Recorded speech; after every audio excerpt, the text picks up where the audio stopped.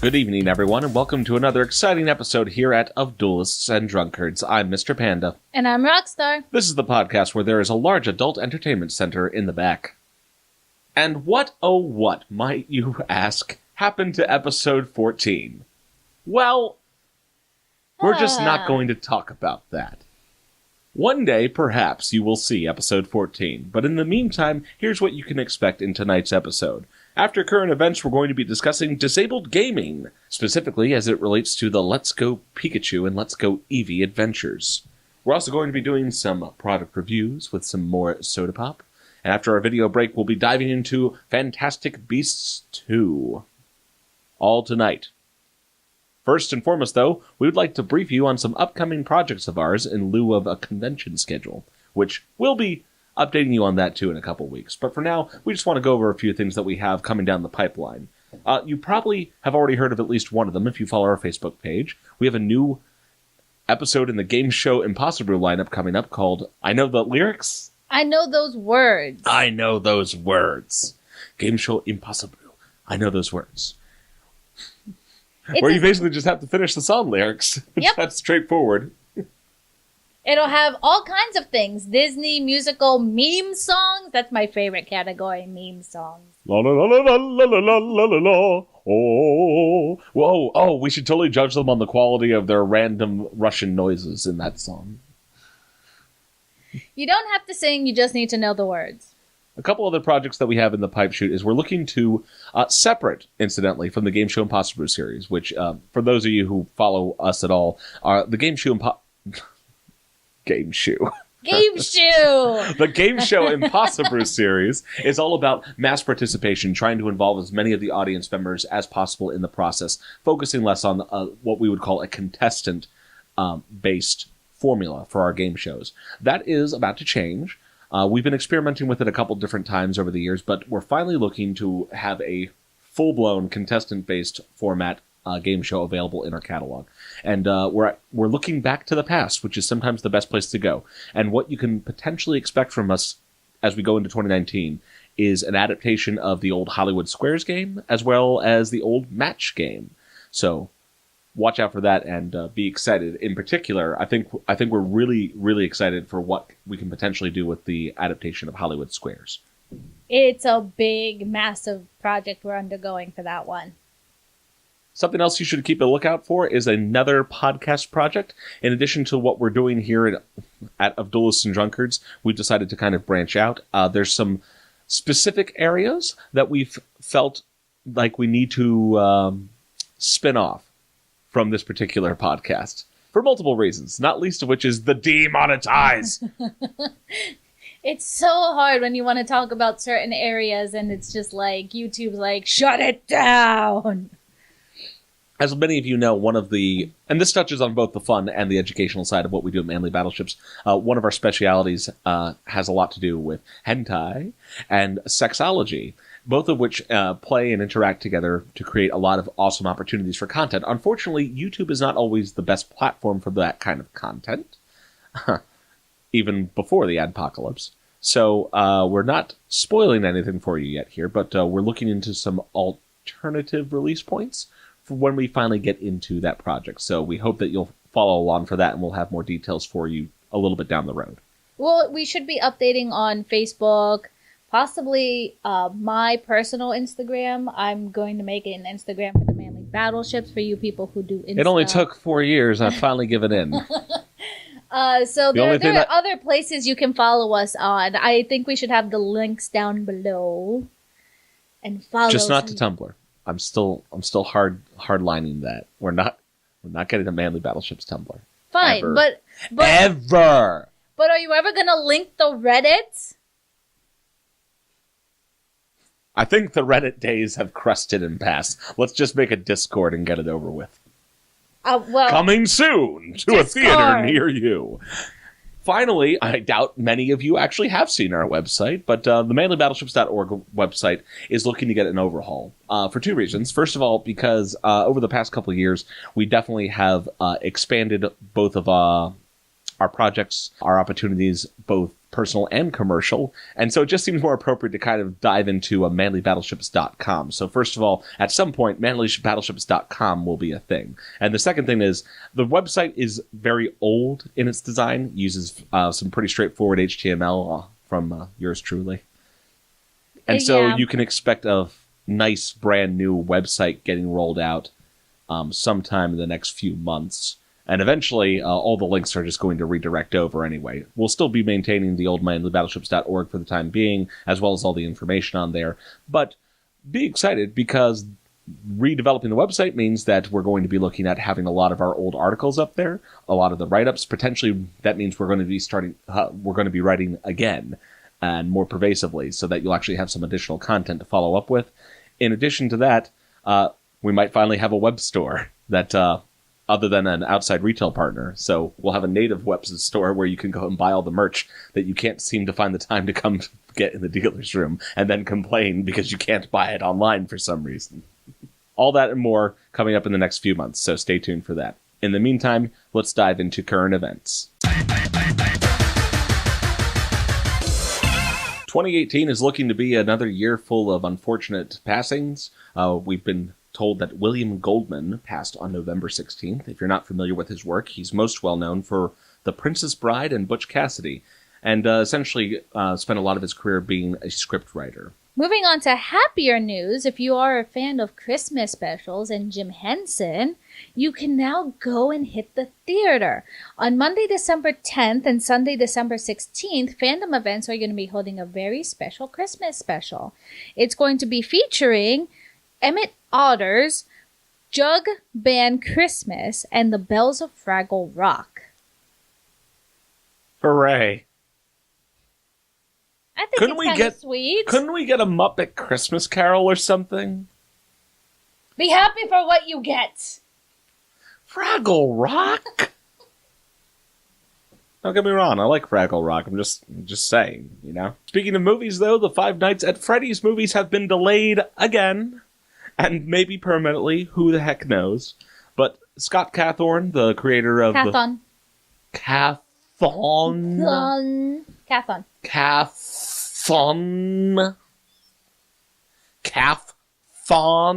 Stop, you're making it worse. Cawthon. Scott Cawthon. Stop. And you can draw whatever pictures you want out of that name. Decided to pull the script. He wasn't satisfied with it, and he thinks he can do better. Which, if you've been following the lore of the games, I'm not so sure that's true. But, whatever.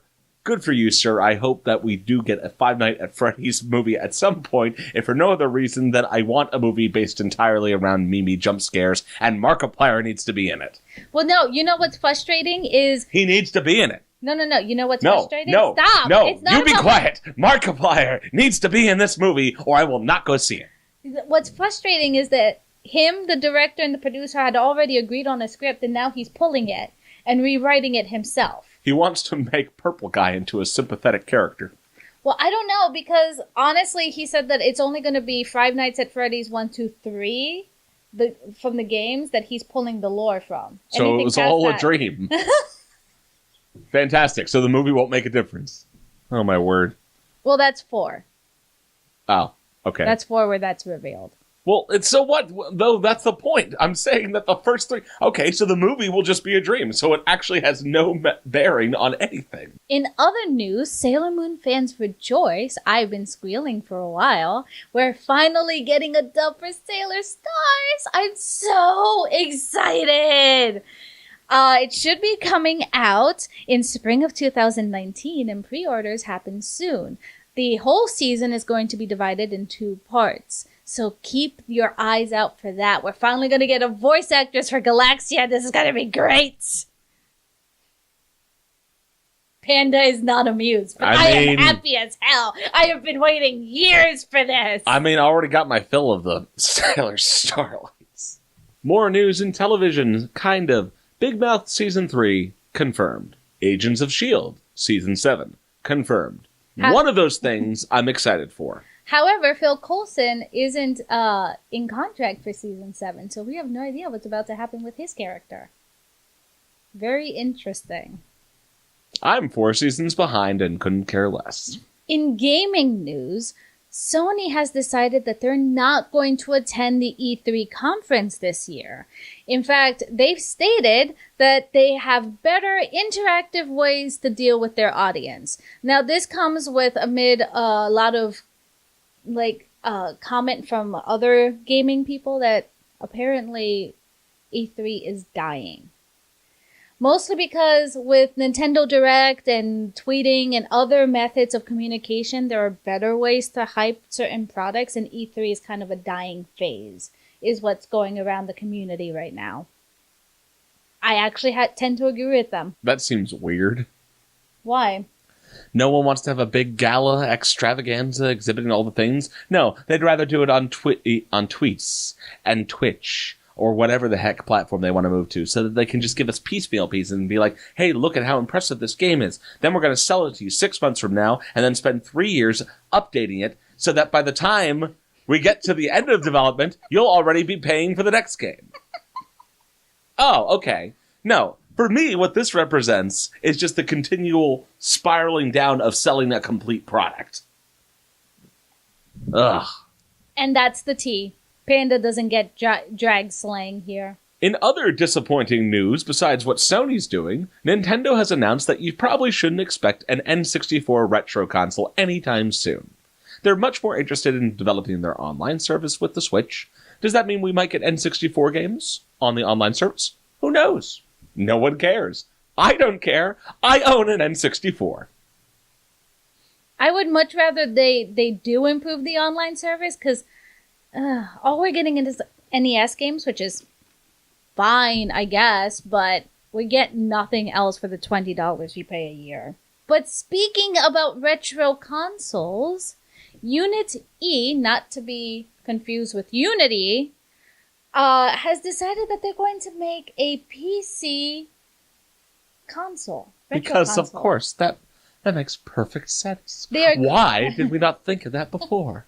They're crowdfunding it so that they can get the licenses to old games such as Doom. And it comes in retro colors, like that piss yellow that your computer used to be. What? I never owned a yellow computer. What are you talking about? Computers came in 2 colors in my day. Generic IBM white?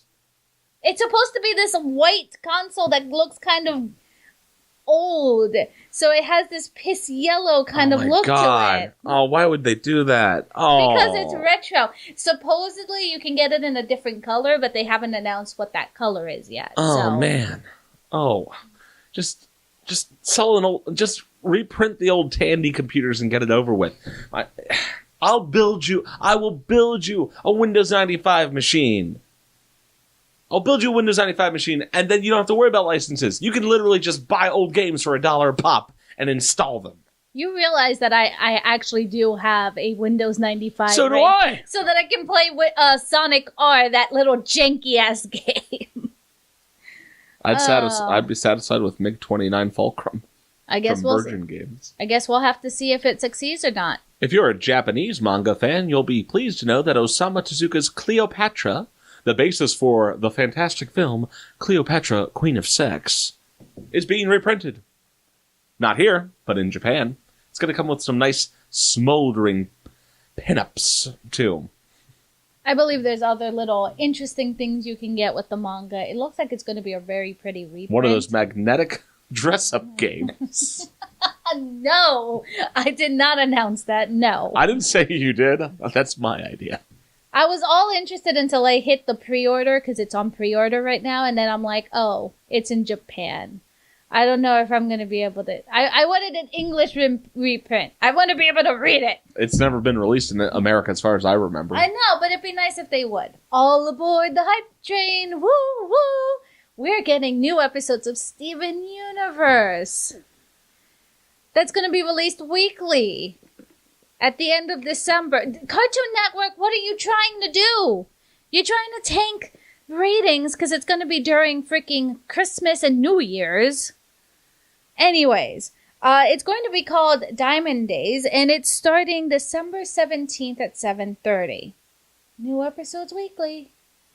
Yay! The skepticism is plain on my face. I mean, the hype picture looked really nice, but I have to say, if you're going to be doing it every week and you're starting December 17th, you know you're purposely trying to tank the ratings during Christmas break. Just saying. Cartoon Network knows what to do with Steven Universe as much as Rebecca Sugar knows what to do with Steven Universe. They're a match made in heaven. Ugh. Take that. Last thing we want to do on current events is we want to briefly touch on the story we covered 2 weeks ago. You probably have seen it if you're watching this episode. We talked about Greggo's game shows and Greg Wicker and the controversy surrounding his sudden, abrupt retirement. There have been a couple different updates. Other people have gone into it, covered it. It's blown up significantly since we initially reported it. The con community in general seems a lot more aware of the situation, so we don't really have to go into that. But we did want to touch on one or two things. The first is that Greggo did release an additional statement in which he attested the events of the night that happened was that the injury to the kitten that led to him turning himself in for animal cruelty was on October 30th, the same overnight evening where he turned himself in. If you watched our last episode, you're aware that sounds out of sync with what we discussed. Based on repeated reviews of the information available, we are still sticking by our original story. We are not taking back any part of it. I do not know what the truth is quite yet. I don't know if someone's misremembering something or if it really does come down to someone lying. But we, to the best of what we've been able to determine, the cat who was injured previously in the middle of October, Licorice, is the same cat that was choked on October 30th. And as far as we can tell, there's nothing to contradict the idea that the injury to the cat actually happened earlier in the month, contrary to the most recent statement put out on Greg's Facebook page. I think at this point that's all we really have to say about it. We do know from his Facebook post that he is seeking help, as well as he's going through the preliminary criminal proceedings. If we find it to be relevant later on, we'll come back to this and go over it again and review any updates. But that's all we have to say about it right now. Following our release here on the podcast, Anime News Network also picked up the story, and in the most recent version we saw, they also put out their statement based on the idea that there were two separate cats. Again, to the best of our knowledge, that's not correct. But again, additional information may be forthcoming in the future, and we encourage you to check out the sources we linked in the previous video, as well as anything new that comes out from other sources. Well, somebody also has reached out to Appalachian Peace Paws, which is where Licorice and the rest of the cats ended up going back to. And the current condition of the cat is that they believe he can see shadows because he seems to navigate pretty well. And at least he's eating well, responding well, and apparently still likes to cuddle. So at least that's silver lining. Silver lining for the cat. He's doing at least a little bit better. And without further ado, we're going to bridge over into our first discussion topic. Tonight we're talking about disability and accessibility in gaming. This is a topic that apparently is beginning a little more press recently and has just been brought to my attention by Rockstar, who will be leading us in this discussion. Go ahead, Roxy. Well, it's been thrust into the gaming community's most recent mind right now because of Pikachu, Let's Go Pikachu and Let's Go Eevee. Specifically because Nintendo is forcing motion controls onto that particular game. Now, if you don't know about it, Let's Go Pikachu and Let's Go Eevee is meant to be connected to your Pokemon Go. And when you play it on your Switch, aiming with the motion controls at your pet is actually part of the gameplay. It's kind of a requirement in order to get a precise throw. Unfortunately, that means it excludes a lot of disabled gamers. The only way you can manage to do it without motion controls at the current state, this is stated by Nintendo, is to have your Switch docked in a handheld mode and to put it on a flat surface to play. Because even in handheld mode, while you can use the joysticks to actually trigger and aim, your camera will still be triggered, so you have to still go looking for the Pokemon. This made me dive more into disability in gaming and all the other issues that disabled gamers come around to having when it comes to gaming. The issue is there's a lot of stigma towards disabled people. There's the stigma that you're usually disabled from birth. The problem is you can become disabled later in life. So you can grow up on Pokemon. Let's take young Johnny, grew up on Pokemon on the Game Boy. Later in life, he goes and loses an arm and now has to try to figure out how to game with one hand. Though, incidentally, it doesn't necessarily matter whether or not you were disabled at birth or not. Yeah. There's still a question of making certain things more accessible to people.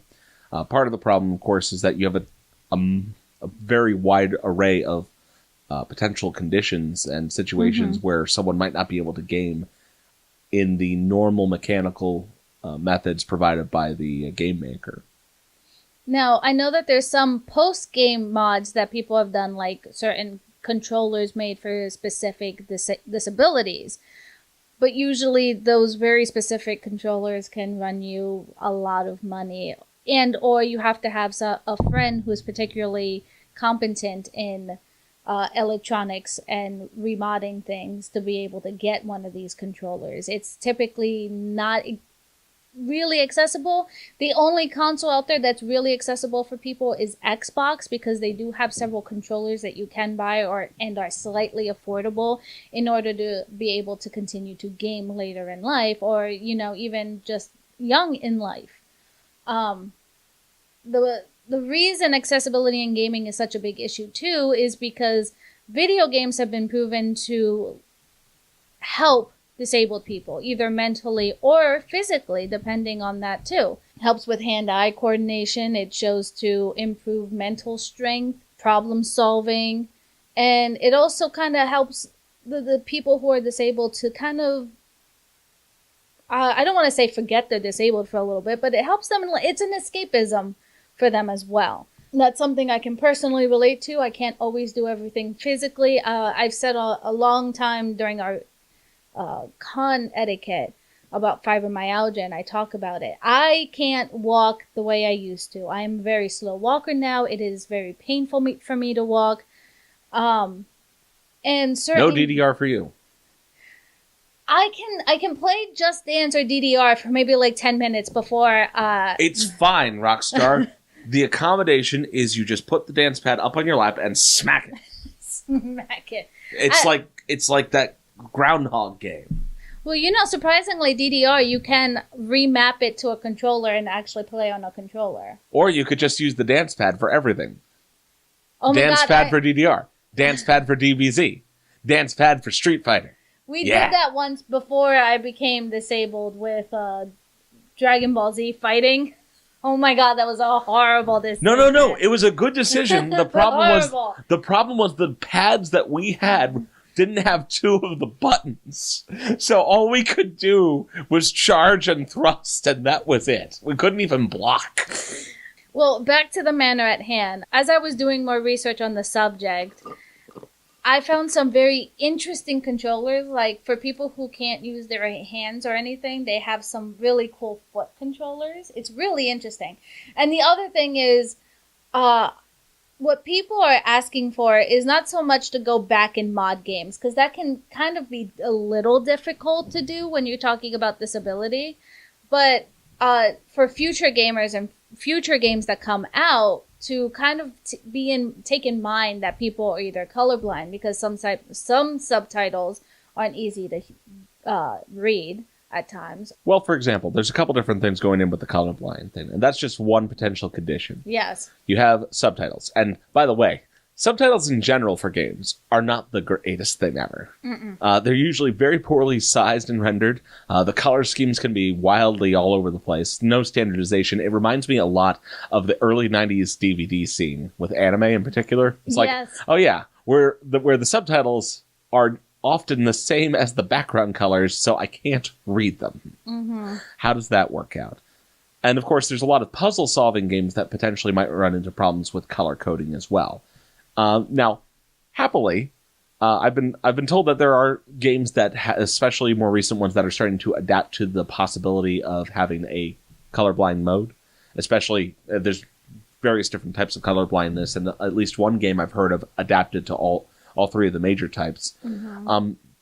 There's a broad suggestion for game developers now to start thinking in terms of not adjusting or accommodating for a game after the fact, but rather taking these factors into account from day one of development. And that not only makes things a little bit easier on the end user, arguably it potentially makes things easier and cheaper for the game developer. Because if they're already planning to accommodate these things into the game's structure, then they don't have to patch it later. They don't have to build specialized equipment, and they don't have to troubleshoot stuff when people are trying to then accommodate various types of disabilities for an end user player. Yeah, that being said, one thing that can be really easy to start the game with would be key mapping. You'd be surprised how many... How many games have you played where you cannot change the buttons? I'm looking at you, consoles.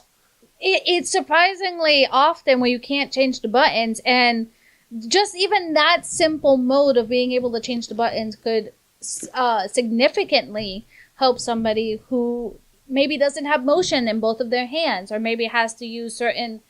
I heard of somebody who had cerebral palsy. They had to get a specialized controller, and thankfully they had somebody who could help remap it, because he was shaking so bad he would start and pause the game every single time he was trying to play it.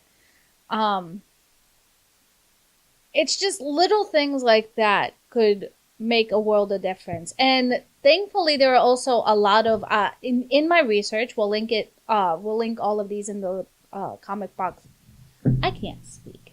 You'll see some links in the description below under the resources header. Yes, and they will have certain charities and foundations. A lot of these either go for driving attention towards game developers and also helping those in need, because sometimes when you have a disability, it becomes very costly just to live, let alone to try to have a customized controller or anything else that you might need in order to be able to game. And it is sad because it's not just Let's Go Pikachu and Let's Go Eevee that it seems to have this issue. It's also Super Mario Party, which maybe you could say, well, Let's Go Pikachu, Let's Go Eevee is more of a single player, and even then I don't think so, because even Pokemon Go, since it attaches to your Pokemon Go, it's kind of a multiplayer now. But if you talk about Super Mario Party, a lot of times in order to break the ice, it's very easy to play a party game to realize the person next to you is different, but is just like you at the same time. They're a gamer. They're somebody who enjoys games. They're somebody that enjoys spending time with you. Someone who likes getting their ass handed to them in Smash. But in Super Mario Party, a lot of the motion controls are not optional, like in old Super Mario Party. So now they're restricted even from playing a simple party mini game with other people in order to just have some time with their friends. And it is kind of upsetting to see that, because you also have chronic pain sufferers. I'm one of them. I can't do repetitive motions because it's painful. And I've learned to adapt with my disabilities, and I'm sure that everybody who has a disability can tell you, yes, I've adapted. But it'd be nice if the world would help adapt with us. There's a lot of things that are just a little very simple, at least in when I conceive of them. With motion control things, it's like, is there a particular reason it has to be that way? Is there a reason that you can't offer an alternative option? And I feel like, in particular, like the three major ones just seem like common sense. It's like, it shouldn't be that difficult to have an option to address color blindness. Have a black and white mode or an alternate color mode or labeling. That seems like straightforward game programming. It shouldn't be that difficult to be able to adjust subtitles in some way, or at least have someone who is not unqualified to do color coordination look at the subtitles ahead of time. I feel like subtitle adjustment shouldn't be that difficult. Controller mapping is just something that a lot of gamers have wanted in general. That goes even beyond disability accommodation. Custom game control mapping is a thing in most PC games, and yet for some reason we just can't seem to convince people that game consoles should have a similar option. Well, the other frustrating one, which is a major one, is people who are deaf. There are certain games where audio cues are the only way you can pass certain levels or do a certain thing. And all they're asking for there is, can you also have a choice to be able to see something visual on the screen to alert them the way an audio cue would alert someone who can hear? Which would be fixed with closed captions. So it's just, sometimes I feel like it's so simple to just think about people who use these games either as an outlet to find friends, an outlet to escape from their problems for a little while, or a way to keep your mental ability up, because sometimes it's nice to be able to do some challenging projects or some puzzles when you're playing a video game, just to make it easier for everyone to enjoy it. I understand that even I'm not well versed in every single disability out there, but some of the major things can be fixed. And probably fixed in a way that's cheaper than you think and easier than you might conceive. In fact, Nintendo was somebody reached out to Nintendo, I believe it was IGN, to figure out what about the Let's Go Pikachu, Let's Go Eevee motion controls were so absolutely necessary they felt that they couldn't suspend them or remap it to the controller. And the response was along the lines of, well, we want to completely immerse our gamers in the feeling of being a Pokemon trainer. Which, sure, understandable, but we should be given the option. Especially because a lot of the times the people who want to play a Pokemon game are already immersed based on the gameplay. We don't need the physical motion of throwing the Pokeball in order to become completely immersed. I guess there is something to be said about creator intent, about what your experience needs to be like. But at the same time, it just seems unnecessary to fully exclude people from the experience because they can't meet your exact expectations. It's not like everyone else in the game mode is going to turn off those experiential options. It's really about people who need some kind of accommodation. Like, I mean, I just felt that comment was a little arrogant. Like, I get the creator intent. Yeah. I get that he really wants the immersion, but it just felt a little arrogant in the sense that, you know, you don't have to dive that deeply into disabilities to understand that other people are being excluded from the game. So, I mean, you don't have to think so far as cerebral palsy or other debilitating issues that people may have that would keep them from playing the game the way you want to play the game. Just what about all of our military vets that come back home and, you know, have had arms amputated and things like that, who can no longer experience Let's Go Pikachu in the same way? Is there anything to be said for the idea that certain games, or let's expand the discussion beyond it for a minute, general entertainment experiences that require physical activity of some sort that might not work for everyone who has certain types of conditions? What do we say about that? Like, specific, are you talking like something like VR? Well, for example, let's say that I wanted to go on to Splash Mountain, but because of whatever condition I happen to have, I'm unable to ride it in the way that it currently is set up. Mm-hmm. It could potentially even be damaging or perhaps life-threatening, depending on what kind of condition it would be for me to go on that ride. I feel like that's a completely different experience, though, because an amusement park ride isn't, like, once it's built, it's very difficult. And even if you're talking about trying to accommodate for disabilities prior to the ride being built, that's just a whole different, like, you could have a heart condition and die on the ride because your heart stops beating in the middle of the ride. Indeed. You could. So that's completely different than saying, you know, I can't play Doom because I'm going to die of a heart attack. Okay, but let me put it another way. Since you mentioned Doom, let's assume for a moment, since Pokemon is a really great franchise, very big, has a lot of different things going on.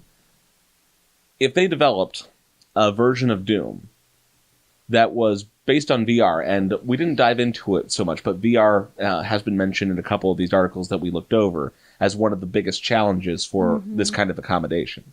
So let's say that they released a new Doom title that was completely dependent on physical motion. That sounds exhausting to me. Well, for example, I mean, I don't think anything like that's really been done for Doom, but at the Kalahari, when we went to ColossalCon East, they have an experience like that. It's a big old room, you wear glasses, and you interact with the environment to the extent that you move around in it. Mm-hmm. So something like that, obviously, is dependent on your own personal physical movement. Mm-hmm. So if the intent of the game company in this case is to have an experience like that, which I think is comparable because it requires physical action in this case, how much pressure are we supposed to put on these companies to alter the experience of what they're trying to create? I'm trying to be fair and balanced here. Okay. Let's open up the door here and just say, to what extent does Nintendo have a responsibility to do that? Essentially, you're talking about something like VR. Yeah. I mean, in the case of Nintendo, it's physical motion because they want to immerse you in the experience. And I mean, like, Nintendo's been that company that's kind of been edging ever closer to, yeah, we're basically getting you guys ready for the day when we all start doing VR. So that first it was the Wiimote. I think people are kind of missing the point with one thing about gamers. Like, for instance, I noticed this a lot when we would do our classes in hentai, that we had some people who wouldn't play any video games because they don't understand the concept of escapism. When you have a debilitating disability, and it really doesn't matter when you have it, at birth or later on in life, you know immediately you're not like other people. You can't experience the world like other people. And sometimes that can weigh you down a lot. It is surprising the amount of people who are disabled who have major depressive disorder. I'll speak for myself personally. I don't want to be a spokesperson for everybody who's disabled, because I'm certainly someone who's only been recently disabled and someone who has different kind of disability than most. With my fibromyalgia and my migraines, sometimes I just want to be somewhere where I can just not be here, not think of the pain that I'm in, not think of anything about what's going on at the moment.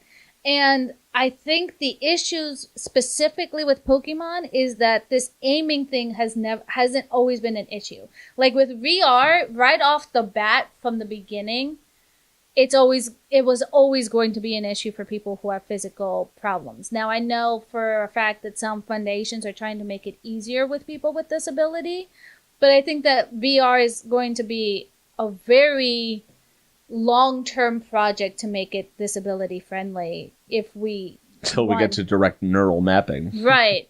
And at that point, I think that, yes, I understand. There's only so much pressure. I'm not saying people who are developing for VR, developing VR consoles should jump out of their way to try to make it disability friendly, because that's a huge task that even foundations don't fully know how they would want to do that yet.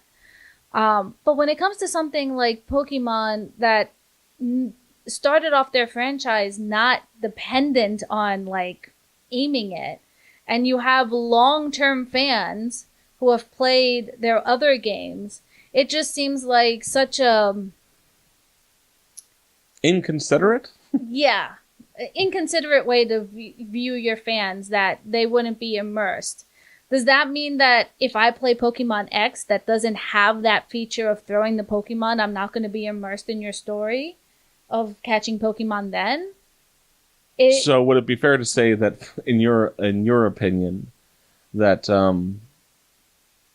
if it was good enough for people to have played it in a certain style, aka without the motion, up until this point, the least they could do would be to allow those who can't use the motion control to continue doing that? Yeah. And I think... almost sounds like Blizzard could take a lesson about how people have been playing the game up until this point. Well, we're gonna That's go back a whole to different them. issue, though. That is a whole different issue. And that, hey, at least when you're playing Diablo 3, you can remap your keys however you want. So, and that I know because that's one of the reasons I really like Diablo 3. I have a lot of the things remapped to the mouse. That being said, it is a little frustrating. I mean, don't get me wrong, Nintendo. The motion controls on the Switch are amazing. They're top notch. They're really good, really responsive. Does that mean I want to be forced to use them in your games? You did such a wonderful job with Super Mario Odyssey. You have the choice in Super Mario Odyssey to play with the motion controls or not. And I think that's what's upsetting, is clearly this isn't a tech issue. This clearly isn't,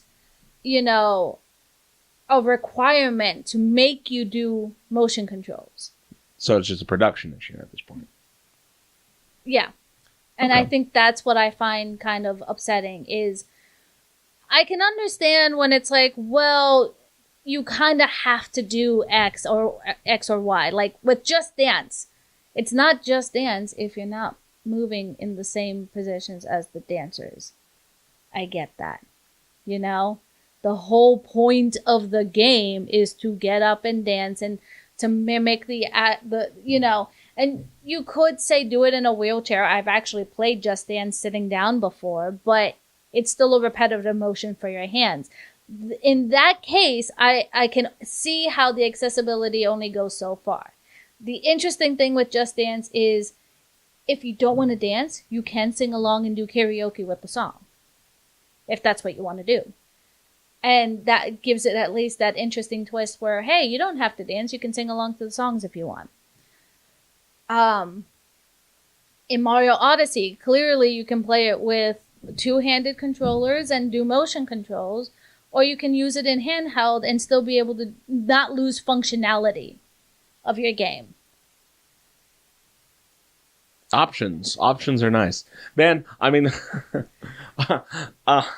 we know that Nintendo responds in very limited cases because the GameCube controller is still kicking around. I believe you can actually get a GameCube controller for the Switch, and you can also get... Yeah, you can. They're releasing another new GameCube controller, the special edition for Smash. I almost pre-ordered one because it looks so cool. And if you have the Nintendo Online service, you can actually order Nintendo NES controllers that will hook up with your Switch. It's just so upsetting when it's like, obviously this wasn't a technical issue. Obviously it's not an issue with, the way the game works. You're just forcing motion controls for the sake of forcing the motion controls. And I get it. You guys are really proud of the motion controls on the Switch.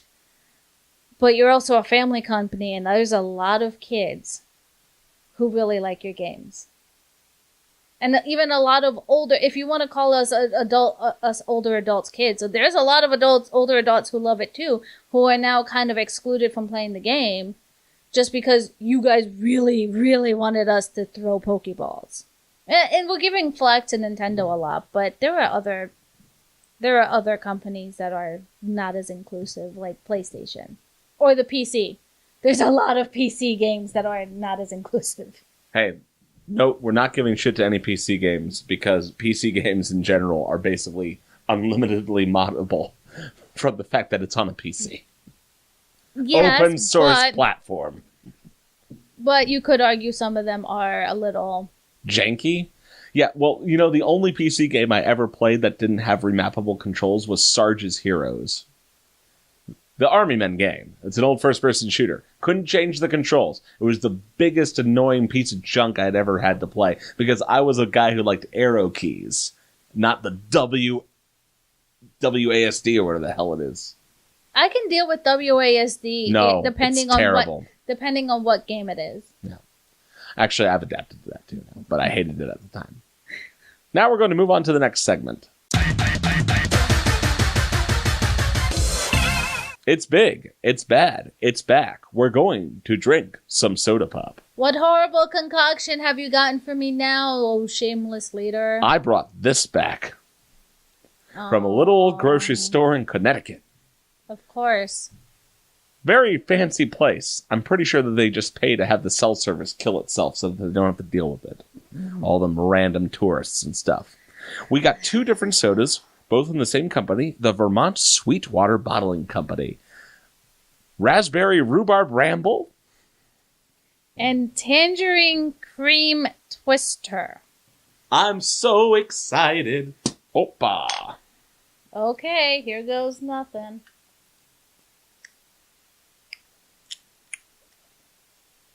Huh. I don't get the rhubarb, but that's nice. Not for you, Rockstar? Oh my god! Well, Tangerine Cream Twister is not impressing Rockstar. I want to try it. Holy... Oh, that is a awful combination in my mouth. I mean, it's a lot of cream. Give me 1 second. I need to... Oh no, I'm out of tea. Tea. Okay, let me... Well, hang on a second. Yeah, there's definitely a lot... Oh, okay, there's the tangerine. Tangerine is very faint, but it's there.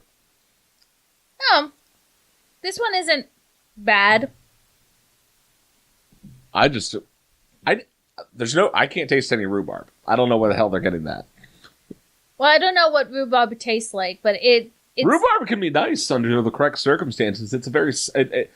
picture, if you will, a giant celery stalk, but it's red and it tends to be very sour, but makes a great pie.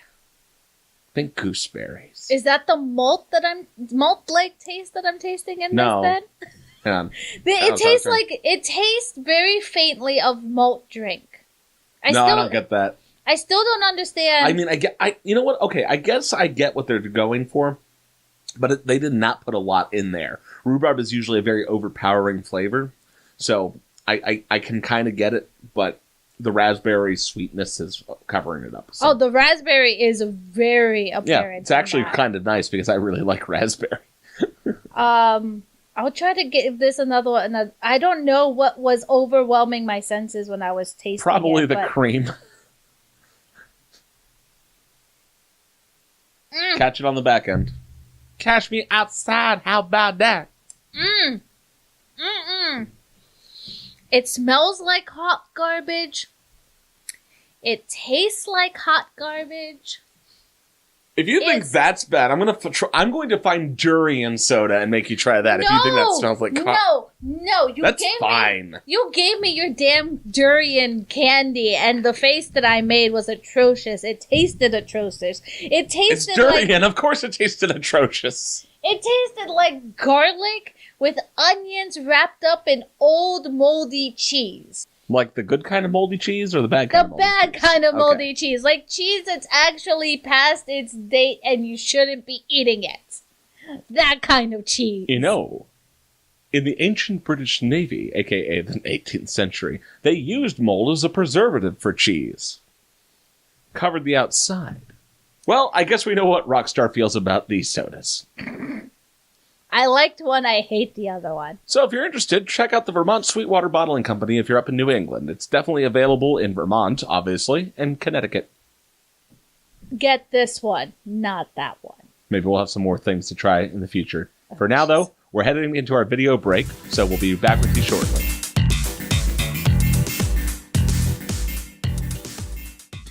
Count Dracula, sovereign of all vampires, exhibiting an apparent hunger for ordinary mortal food. And you're right about Elijah no longer reacting to him, which indicates he has lost his evil aura. Now's our chance to kill him if he's lost his powers. We have no justification to kill him if he isn't a vampire.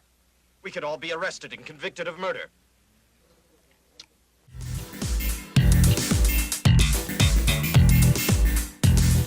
And welcome back to this night's edition here at Of Duelists and Drunkards. We're going to head into our next segment now. Where Panda gets to rant furiously every week about something that's ticked him off this week. So, what are we talking about this week on Panda Rants? We have a title card, Roxy. What? I said my thing, and then a title card's going to show up. No, what? So, Panda Rants. It's not even a weekly thing. So, what are you ranting about today, Panda? I'm going to talk to you about hot dogs. Yes, that delightful, classic American food item. Hot dogs. Yes.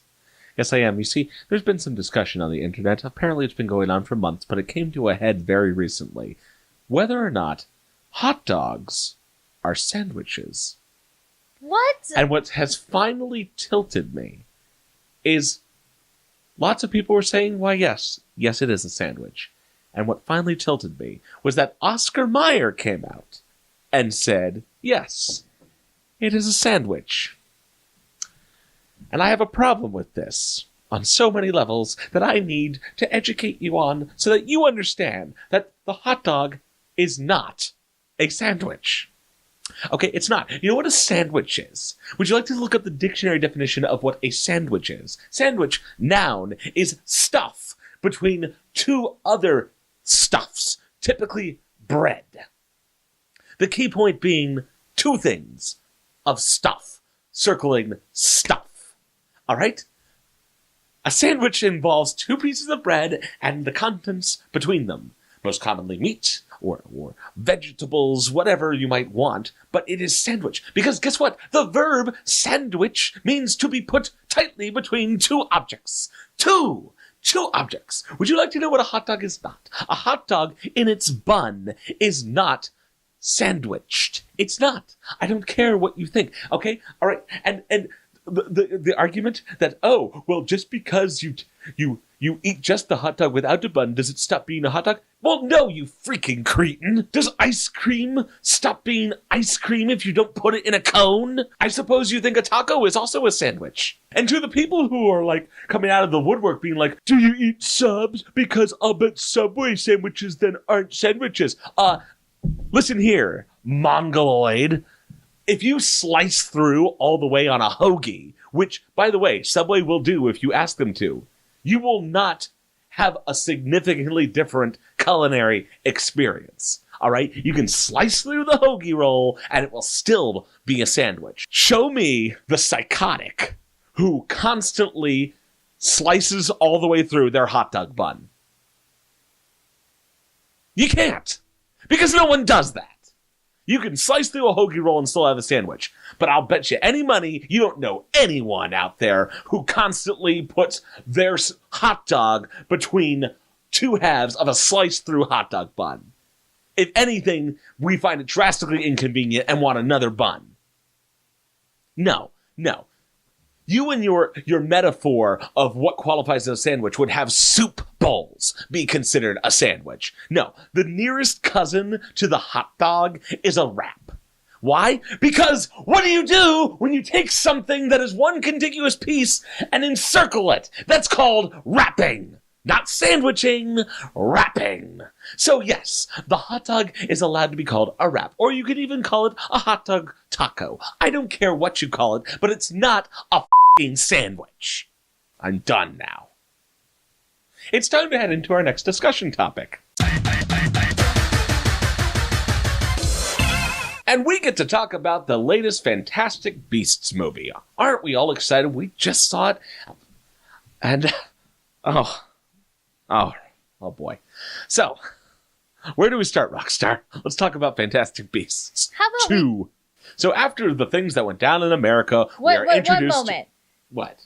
I think we should put the spoiler warning early. All right, spoiler alert. Congratulations, we're not going to hold anything back. It's called The Crimes of Grindelwald. You kind of already got the gist of what's happening. So after so long, after his brief cameo in the Harry Potter series, we finally get to meet Grindelwald full on. It's shortly after the first movie is over. Our good friend Newt has a travel ban because, you know, the Ministry's being a giant douchebag. And Grindelwald's being held in America as like a pseudo-political prisoner. They're going to transfer him back to Europe to answer for crimes there. And then, of course, he escapes because plot. Go figure.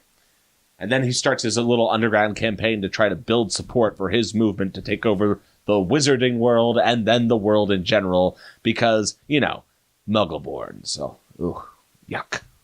He doesn't hate them. No, he just thinks that they are otherwise disposed. Lesser. Mm-hmm. Well, he didn't even say. He thinks of them as other. All right, so let's talk about some of the characters that pop up here. We're tagging along with all of the familiar faces. We got Newt. We got, What's her name? Christina? Tina? Whatever. Tina. Her name's it's not even short for Tina. Yeah, I just looked at her name. I can't say it. But Tinabella. We're gonna no. I don't know. We're gonna go with Tina. Her sister Queenie, our good American friend by the name of, why do I blank on his name? Jacob. There we go.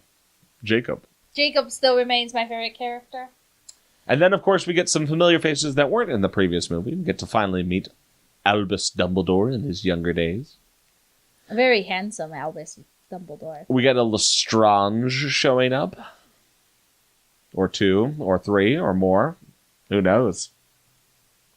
We've already put the spoiler warning. Why are you dancing around? Well, I don't want to completely, the spoiler warning is mostly so I can say, yeah, there's this part where, Grindelwald kills people with fire. It's great. And I also want to talk about how the plot development for his arc kind of went against my expectations. But anything else in the characters? Of course, we get to see our favorite Niffler, as well as a couple other. There will be some fun and fascinating new creatures, including ones from Asia.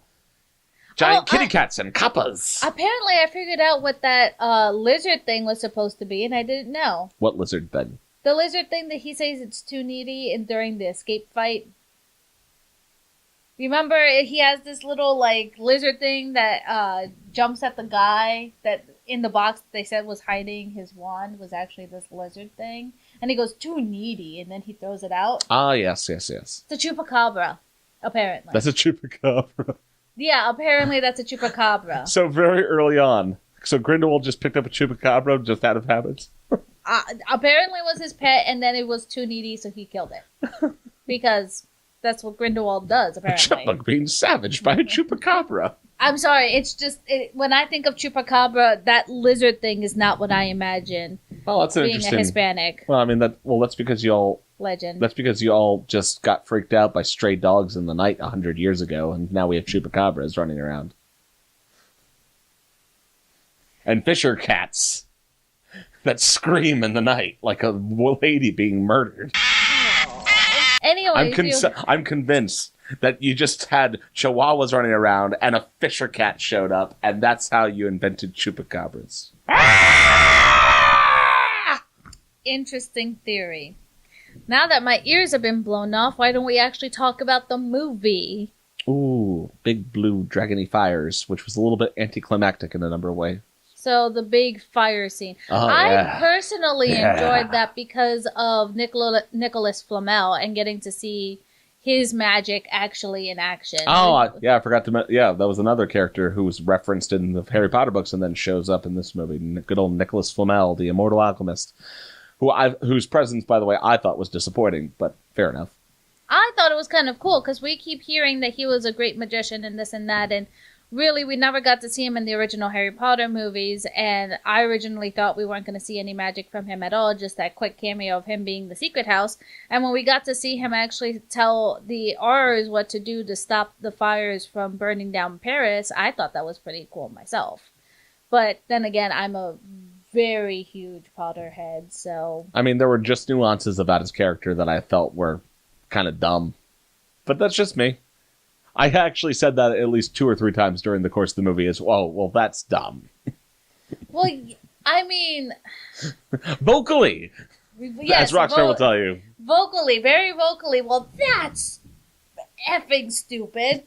I believe one of your other moments was, the big plot reveal.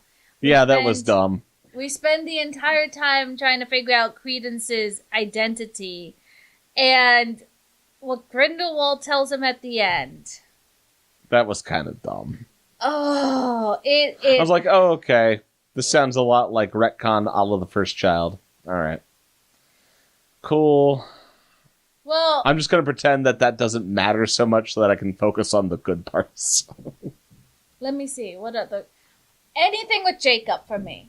I love that nomad to death. Oh, he's fun. I love him. Like, even I like how sad we're calling them moments. nomad. We got so used to calling them muggles, and now they're nomads. Muggles! Everyone hated this nomad when it first came out, and I never understood the controversy.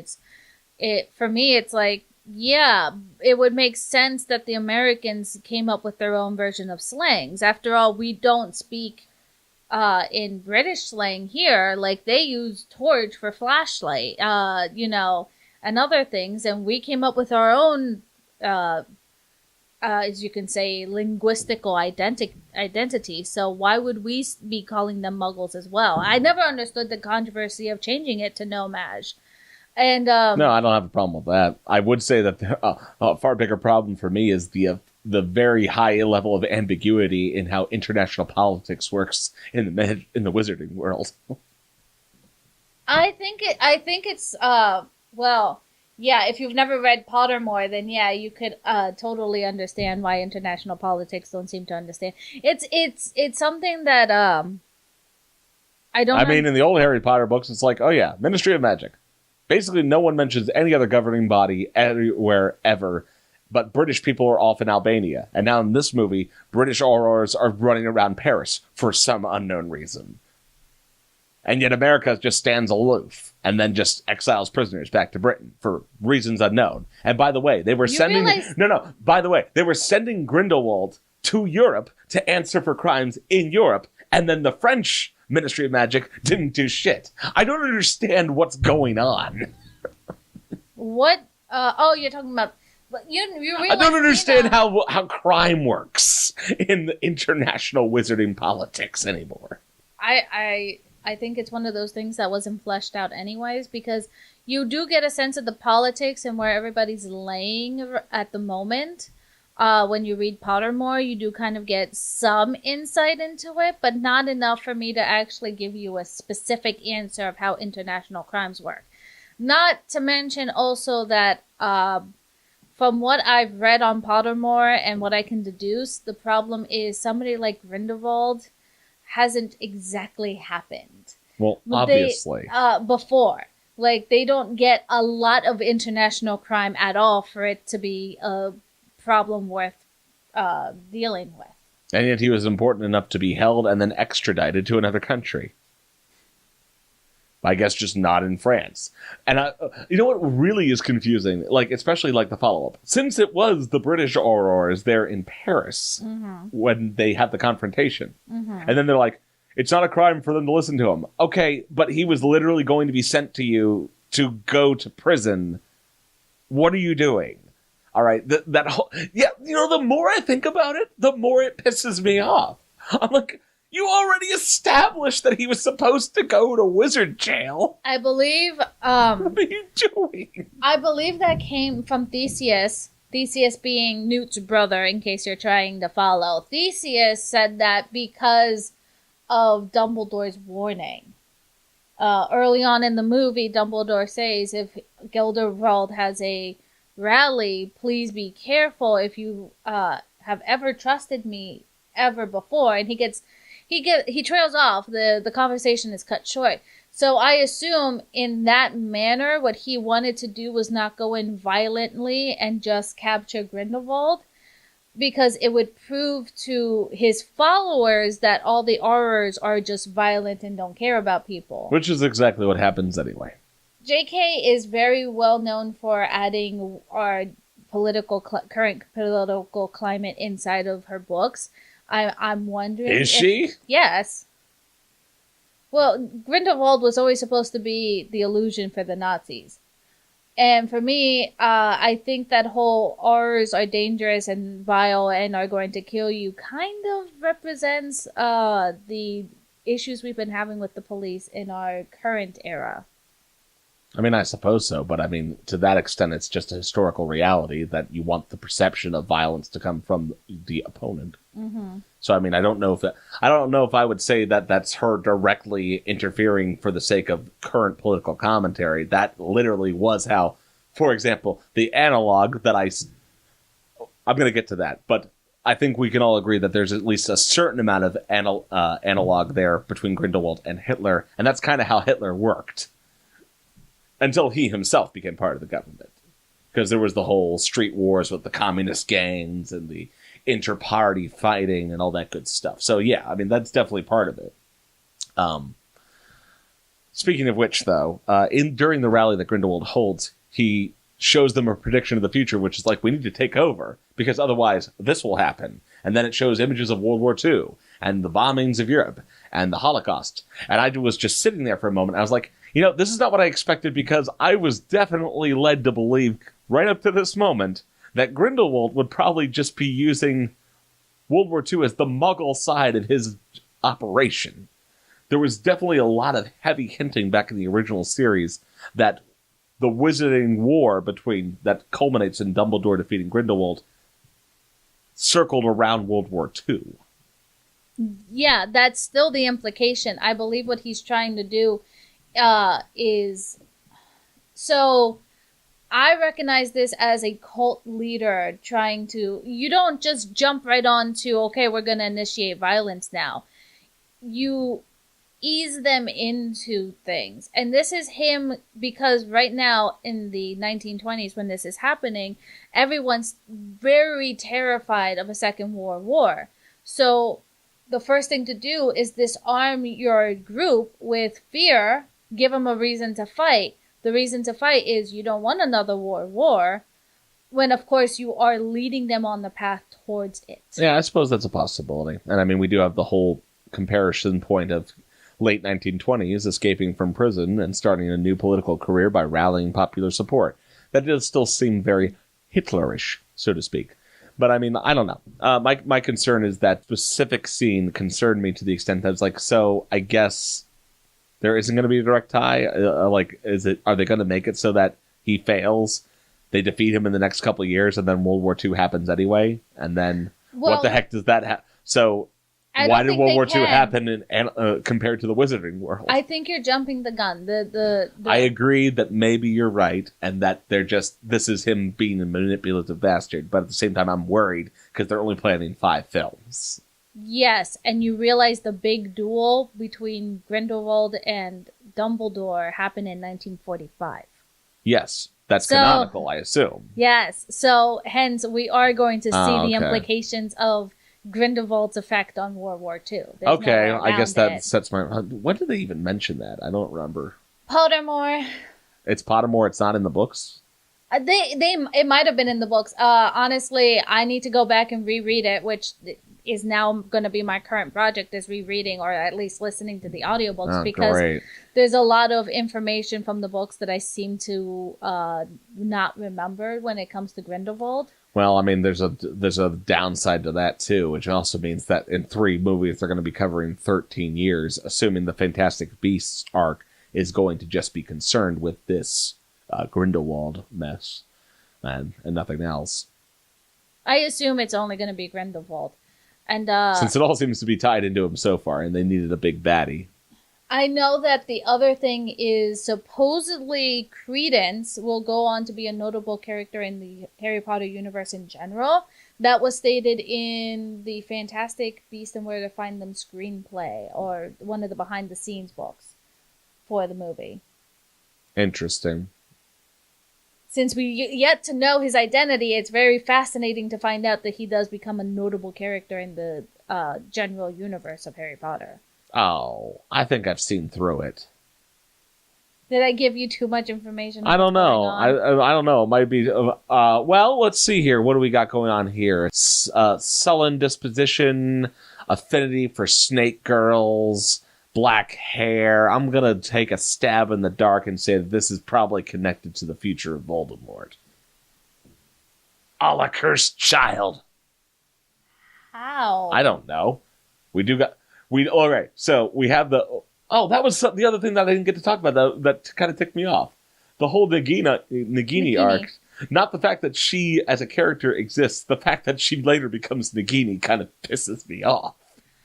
It's like, I mean, they have a few movies to explain why she suddenly decides that serving Voldemort's the best way to live the rest of her animalistic life. The only thing I find interesting about the character is the actual introduction of people like her with a blood curse. That I thought that part was fascinating, the malignignus part. But my problem is, again, like, okay, so you're showing Nagini to be somebody who she doesn't even seem to agree with Grindelwald. How do you get somebody who doesn't already seem to side in the dark arts being famously a Horcrux of a very famous dark wizard? And being grade A evil. It's just the magical leap of faith I have to give Rowling here is just enormous. Not to mention that a lot of things. So it seems the basic consensus I've heard from Potterheads is that Fantastic Beasts 2 makes no sense. Even for people who are trying to shoehorn everything in there. Even for people who have read Pottermore and have been extensively in the lore, everyone is scrambling to try to figure out heads of tails when it comes to this movie. Now, that's not to say I still enjoyed it. It was fun. I thought it was a fun movie. I really enjoy watching her work. It's just, when you start sitting down and talking about all the lore that you now have to fix to figure out where the heck everything's happening. Just find some steps in consistency, if nothing else. Oh. So I'm going to go ahead and give the official spoiler warning because I want to talk about... We already did. No. Like the big one. Like, if you have not watched it and you plan to watch it, we've kind of been talking in generalities. I am about to spoil the biggest plot disappointing plot twist of all time. All right, there you go. So go ahead and say it. Credence is a Dumbledore. Apparently. According to Grindelwald. And I still can't tell, for the life of me, if Grindelwald is just manipulating him because he wants Credence to kill Dumbledore, Albus Dumbledore, or if he really is a Dumbledore and now we have to figure out where he fits in the family tree. And it could just go either way. As Streak pointed out to me when he was helping me do some research on the family tree of Dumbledore, at least as far as we know from Pottermore and from the original books, he could be Dumbledore's cousin. His aunt, Ornia. His aunt Ornia was a spinster. Now, back in those days, it's known that if you were a spinster and you got pregnant out of wedlock, a lot of kids would get sent away. So possibly Credence could have been a baby who got sent away onto the boat. And whoever's calling the boat the Titanic, guys, look at the timeline. It doesn't fit. Yeah, Credence born 1901. Titanic sank much later. You can't shoehorn the Titanic after the fact into the movie. That being said, it would make sense because we actually don't know the identity of the woman who was on the boat. We don't know the identity of the baby. He was swapped with some random person on that boat by Lolita Lestrange. So maybe he was in fact a baby that was taken away from Ornia Dumbledore and is possibly a cousin, and Grindelwald was using brother as in the other context of brother, like family. Your family, your own flesh and blood is coming. Which also would mean that it doesn't make sense. Yes, it doesn't make sense.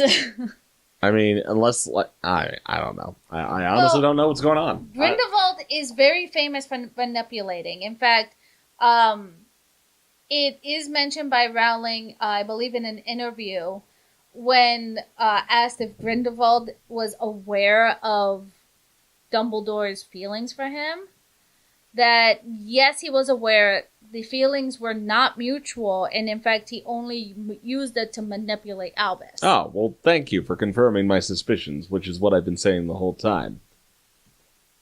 Young Dumbledore was doe-eyed, and that just didn't work out. So there remains the fact that clearly Grindelwald is very good at manipulating, not just because of Albus and what he's doing with Credence. We see him do it with Queenie. And I am arguing, a lot of people say he's a seer. I honestly think, even if he is just a seer, I actually think he's, An occlumens. yes, an occlumens. Because he knew exactly what to say to Queenie. He knew exactly what to say.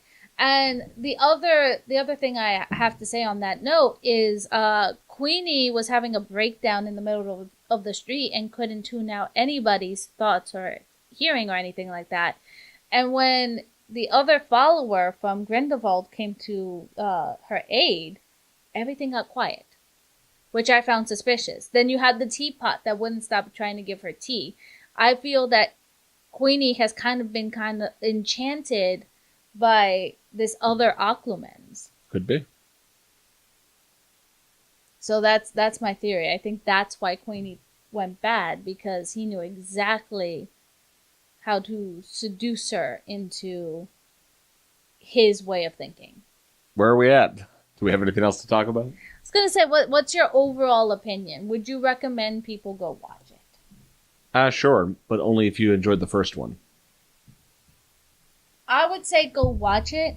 I know that the director was trying very heavily to allow new fans who haven't watched the Harry Potter films try to get into it. And I warn you that if you're new to the Harry Potter franchise, you might be really confused about what's going on. I still think that if you're basing it solely off of the first one, first Fantastic Beasts and second Fantastic Beasts, it's fine. Like, there's really not a whole lot of pre-knowledge that you have to understand in order to get into what the plot is. No, but... And for those who are big Potter fans, there's plenty of fun little references. Oh yeah, there is loads of Easter eggs if you just know to keep your eyes and ears open. I don't know. I think it's a fun little romp either way. The only thing I will recommend is don't go watch it in 3D. There's no point. Yeah, I didn't see a particular reason to do that either. I've watched it both ways. You're getting the same experience. Just go 2D and forego the more expensive price of the 3D. That's my last opinion on that. And with that, ladies and gentlemen, we're going to head into the final segment of our show here tonight. And for today's That's Pretty Cool, I'm going to be talking to you about Philcon. Specifically Philcon 1936, what some call the first science fiction convention the world had ever seen. That particular point is slightly controversial, which I'll get to in a minute, but I'm going to give you a little bit of the background here. In 1936, two clubs, one based in Philadelphia and one based in New York, decided to meet up for the first time down in Philadelphia. There was a train ride, and a bunch of people showed up, a total of about, well, I say a bunch, a total of 9 or 10 people, depending on which account you follow, possibly even a few more, but reliably we can tack down 9 people who were present, joined together for the first science fiction convention. Essentially, at the time, science fiction fandom was very sparse, spread out, collection of intellectuals who were kind of maligned by equivalent popular cultures and literary circles and things like that. So it was a pretty notable experience to meet another science fiction fan at all, let alone a group of science fiction fans. At the time, there was a pseudo-international group called the Science Fiction League, which had been creating informal charters all over the place. Basically, you just send in a fee, you got a certificate, and that was it.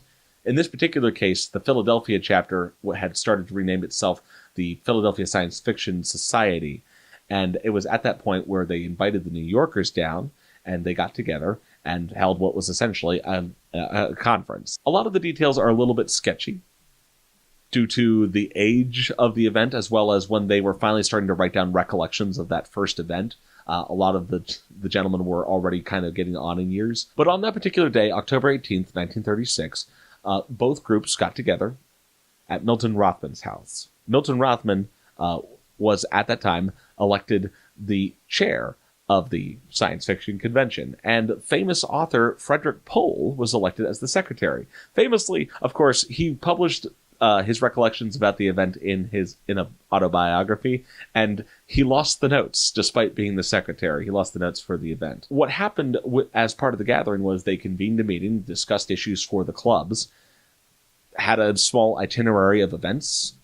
They went around sightseeing in Philadelphia. They went over and viewed the art collection of one of the members, as well as the printing press area for one of the major science fiction club newsletters. And then at the very end, they took a picture before heading back home, which is immortalized in the book that Frederick Pohl wrote about the subject. As part of the discussion, they decided to hold an additional meeting the following year, and that is the basis of the modern Philcon, which is still going on today and has met almost every year since its original inception in 1936. There were a few interruptions there.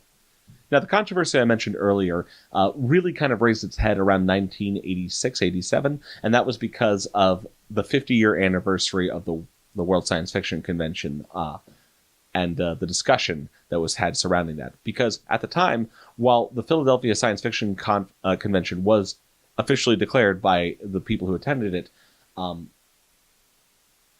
there was an event over by the British. There was an event in England that was being hosted by the British Science Fiction Society that was held in Leeds in 1937 and had a little bit more of a pre-warning. It was organized a lot more in a formal conference structure, at least reminiscent of what you would see in a modern anime or science fiction convention. Famously, you'll recall that we mentioned the passing of Fred Patton. He, as a historian of fandom, also threw his weight behind the distinction that, in his opinion, the first conference was the Leeds one. However, looking at the basis of what we consider a science fiction convention, as well as the accounts of the individuals from the best that they could recollect when the subject was discussed in the 1980s, what I would say is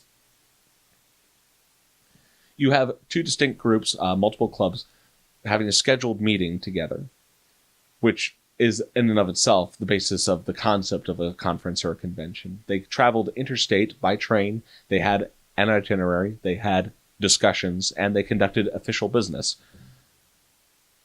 Whether or not it closely resembles the massive structures that science fiction and anime conventions have subsequently developed over the years, it seems more than fair to at least credit the fact that it was a major moment in science fiction fandom history, because you didn't normally see gatherings like this at all. Again, we're talking, it's a cold day when you meet another science fiction fan at all. This was a bunch of fans, and they were not just any fans. Several of them went on to be prominent members of the science fiction community. You have authors like Frederick Pohl, you have people who went on to be involved in the publishing houses, as well as major fanzines. And at least 3 fanzines following the event published it as the first science fiction convention. Now, for me, this is one of the areas where I'm going to disagree with our dearly departed Fred. And for me, I think what sealed the deal, even after I read the accounts as best they could recollect, I looked over all the information, and I thought about what really key components make up a convention.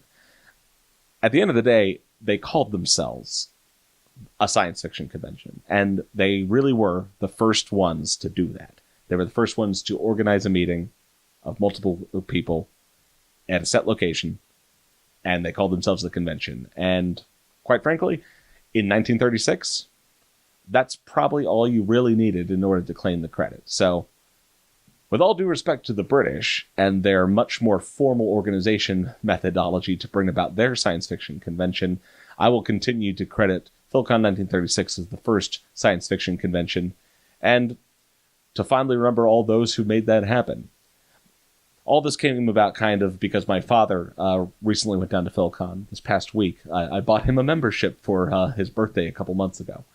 And so it's dredged up a lot of nostalgia for me, because so much about what we enjoy today in our modern fandom stems from the pioneers of the science fiction age, people who also were maligned by their fellows, by popular society, and who just managed to get together in a house and start something that is still going today, and that's pretty cool.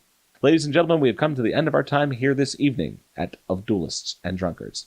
We hope to see you again very soon. But until then, please, we hope that you have enjoyed your Thanksgiving break, based on when this video is going to be posted. And just remember, while you're sitting there, packing yourself with leftover turkey and pie, and listening to the hell that is Christmas music as we go into the weekend where you get to enjoy the finer things in life following a holiday. Like the Black Friday fights. We hope that you will remember that there are not any duelists, but there are plenty of drunkards. Bye-bye!